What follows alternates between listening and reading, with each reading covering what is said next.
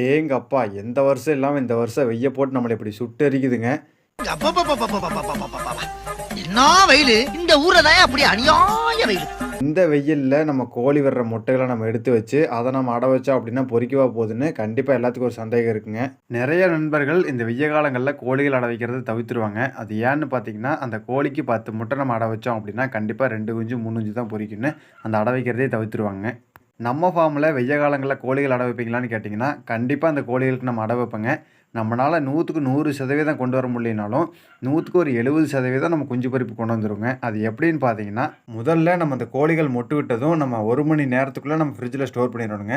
அடுத்து நம்ம ஸ்டோர் பண்ண முட்டைகள நம்ம கோழிகளுக்கு அட வைக்கிற இடம் வந்து பார்த்தீங்கன்னா, ஷெட்டுல, ரூம்க்குள்ள இந்த மாரி இடங்கள்ல அட வைக்காம, மரத்து நிழல் கீழ காற்றோட்டமா இருக்கிற இடங்கள்ல அட வச்சீங்கன்னா, குஞ்சு பொரிப்பு திறன் ரொம்ப நல்லா இருக்குங்க.